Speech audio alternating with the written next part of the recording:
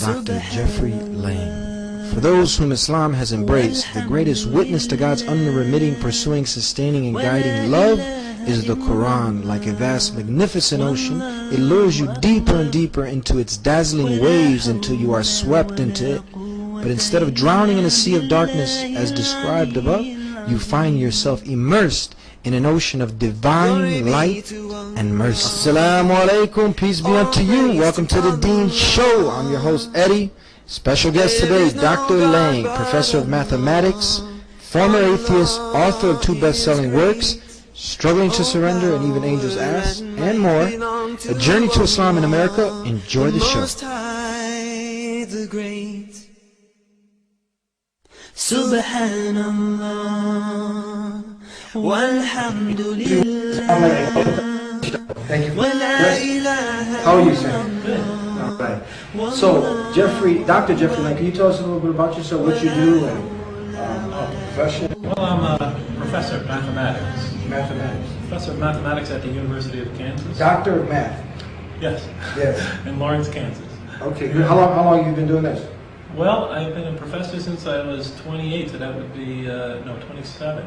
So that would be 26 years. 26 years. We brought you on the show because we're interested. We want to know your story, why you chose this beautiful way of life of Islam. But before that, you tell us a little about your history. You were born in America, in the States? Yes. Yeah. 1954. 1954. Yes. All right, long time. Yes. Yeah. So what way of life? Not that long. Yeah, I'm not ready for the grave necessarily. No, you look quite young. Yeah. Okay. Actually, the first time I saw you, this was maybe like 5 years ago. Yeah, you don't look like you aged a day since. Oh, that's good. Well, let's hope it keeps up. So tell us, the viewers, because you see, nowadays, Islam, there's a stigma attached to it. So now, someone as bright as yourself, who's a doctor, who is an intellectual, for someone who is afraid of Islam, who doesn't understand Islam, they want to know, why would this man choose Islam as his way of life? Oh, well, I was an atheist before becoming a Muslim. You didn't believe in God? I didn't believe in God. Were you born into a family of atheists? Or? No. I grew up in a Roman Catholic family. I went to Catholic school my entire life, from first grade to senior high in high school. And my mother was very, very devout. My wonderful woman, wonderful believer, extremely charitable. My father, he believed very much in God and in the Catholic Church, but he had a terrible drinking problem. He was an alcoholic and he was very violent. So at an early stage of my life, living with a nightmare of my father's violence, and the target of that violence was usually my mother. And I remember praying when I was a little kid in bed, night after night, please take my father out of our lives. Stop this unending nightmare. It was that bad? It was that bad. I thought he was going to kill her. I thought I'd wake up in the morning and not find her there. Of course, I'm a young kid at the time, 8, 9, 10. As you grow older, you realize, oh, this has happened many times. She'll survive. But, it leaves very deep scars. So when I was 16,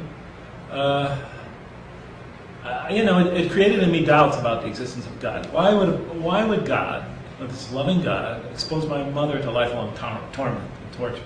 What sin did she commit to deserve this? Why would he let the strong oppress the weak?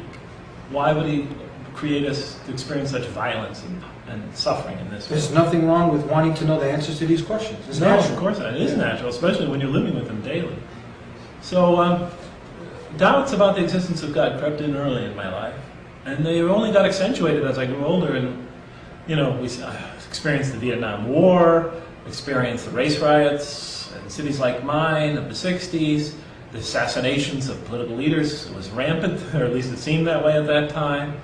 Heroes like John F. Kennedy and Robert Kennedy and Martin Luther King get gunned down to replaced by the most corrupt rulers that we thought. So, why would God make it this way? The question, which was rooted in my childhood experience, grew as I got older. So when I was 16, since I could never find really, even though I was in Catholic school all of my life, and this is nothing against the Catholics, even though I couldn't find coherent and cogent answers to those questions, 16, I became an atheist. You wanted to know why the weak were getting oppressed by the strong. You wanted to know why all this corruption, these in society, and you were looking for answers, and the way of life you were brought up to didn't answer these You have to remember, I'm going to Catholic school every day, you know, and this is not against the Catholics, but I have many other things going on in my life. I'm exposed to religion every day. What about Christianity? I mean, we understand Christianity, Catholicism has the same kind of creed that Jesus is God, He's the Son of God, He's 1 in 3. So what if someone says, well, you were in the wrong faith, why didn't you choose Christianity? Were you exposed to that at all? Yeah, well, I was a Christian at the time. You know, I mean, I was a Christian as I'm a Catholic. What's the main difference? Tell us for the viewers that might not know. What's the difference when you say Catholic and Christian? It's just a branch of, it's a sect of Christianity. It's a sect. So you were a Christian. Yes. It's just a sect of Christianity. Yeah, it's the largest sect. It's a large. Okay, yeah, just in the world. All right. So you know, I'm exposed to religion every day. It's part of my life because I go to school every day, and on weekends I go to church. So I have that going on. Meanwhile, I have these big questions looming in my life. Why would God create us here to suffer if He's supposed to be an all-loving God, as I was taught? So I have these contradictions in my life. My mother, the most saintly woman I've ever known, is suffering this violence and abuse of my father. And sometimes us children also experience it. And why would God do that? Why would He let innocent people suffer at the hands of more violent criminal people? Why wouldn't a perfect God create a more perfect world? Where does evil come from? If everything comes from God, then evil comes from God. And so forth and so on. So, you know, these questions grew, and as they grew and became bigger in my life, and they were big to begin with, you know, I moved away from the church. Okay, moved so away from belief in God. I just couldn't reconcile it. This was at quite a young age, 16. 16. So now there is a gap in between 16 and when you came to Islam. What age was that? 28. 28. In between them, real short, what were you doing? What kind of life were you living? Well, I just went out and lived my life. Yeah. You know, so I tried to live a good life. You know, I thought that, you know, I didn't think that religions were totally invalid in the sense that the values that they preach were bad. I thought the values that religions preach were good. I was a humanist. I believed that, you know, a life becomes worth living, becomes more enjoyable, becomes more serene and peaceful the more you reach out to other people and help them. So, you know, that part I took from religion. It was just the theology, the existence in a supreme being that made this world so chaotic. That part I could never accept. Now, we as Muslims, ones who surrender and to submit to the will of the Creator of the heavens and the earth, we know at the end of the day that there's a light at the end of that tunnel. Through all the struggle and the hardship, there is hope at the end of the day. But how did you, as an atheist, one who didn't believe in God, was there hope at the end of the day? Was there light at the end of the tunnel when you would hit rock bottom? And did you ever hit rock bottom that you were like, you know, who would you call out to? Who would you, when you're alone in your room, it's pitch black, or you just came from a hard day, you know, the world's on top of you, you feel like it's going to crumble over you, who do you reach out to? Who did you reach out to? Well, I think I pretty much relied on myself. Yeah. You know, was that hard? Was that really, or you just got used to dealing with it, or?